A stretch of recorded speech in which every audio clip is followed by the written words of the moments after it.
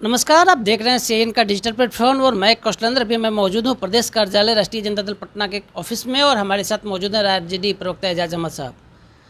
एजाज अहमद साहब, आप जेडीयू के एलआई पार्टनर हैं। नीतीश कुमार बिहार के मुख्यमंत्री हैं, उनके चुनाव लड़ने की चर्चा चल रही है उत्तर प्रदेश से। बीजेपी ने लगातार दावा किया है कि कहीं से भी लड़ेंगे, नीतीश कुमार का जमानत जब्त हो जाएगा। आप सहयोगी पार्टनर हैं, क्या डिफेंड करेंगे इस पर? देखिए, भारतीय जनता पार्टी के अंदर जो बेचैनी है, जो बौखलाहट है, और जिस दिन से इंडिया गठबंधन का निर्माण हुआ है और 9 अगस्त 2022 को हमने जब उनको सत्ता से बेदखल किया है, उसके बाद से वो बेचैनी में है, बौखलाहट में है, इसीलिए इस तरह का बात कर रहे हैं। देखिए, इंडिया गठबंधन के प्रति लोगों का विश्वास बढ़ा, लोगों का समर्थन बढ़ा और आज मोदी के नेतृत्व पर लोग सवाल खड़ा कर रहे हैं। लोग उनसे सवाल पूछ रहे हैं।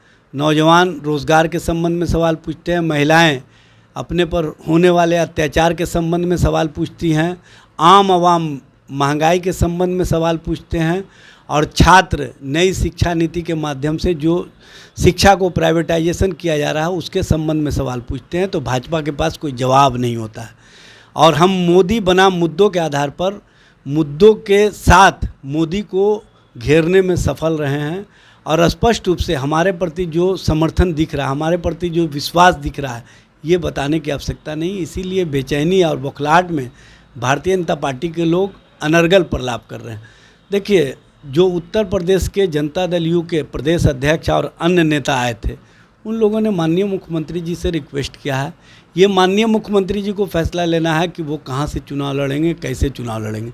लेकिन एक बात मैं बता देना चाहता हूँ, इंडिया गठबंधन के प्रति जो समर्थन है, जो विश्वास है और जिस तरह से कार्यकर्ताओं का जो कहीं ना कहीं समर्थन बढ़ रहा है और कार्यकर्ता चाहते हैं कि हमारे नेता दूसरे राज्यों से भी आकर के चुनाव लड़ें। सभी पार्टी के नेताओं को आमंत्रित किया जा रहा है दूसरे राज्यों से चुनाव लड़ने के लिए। ये कार्यकर्ताओं की भावना जो है, कार्यकर्ताओं का जो विश्वास है, वो समर्थन मजबूती के साथ आगे बढ़ रहा है। इसीलिए माननीय मुख्यमंत्री जी से लोग आए थे रिक्वेस्ट करने। माननीय मुख्यमंत्री जी क्या करेंगे वो फैसला लेंगे। लेकिन एक बात तो समझ लेना चाहिए भारतीय जनता पार्टी को कि अब उनका जो चल रहा था जुमलेबाजी, जो चल रहा था भ्रम की राजनीति, उसको जनता पहचान चुकी है। अब जनता उनको सही समय पे फैसला देने जा रही है। 2024 के चुनाव में 2014 वाले वापस नहीं आने जा रहे हैं।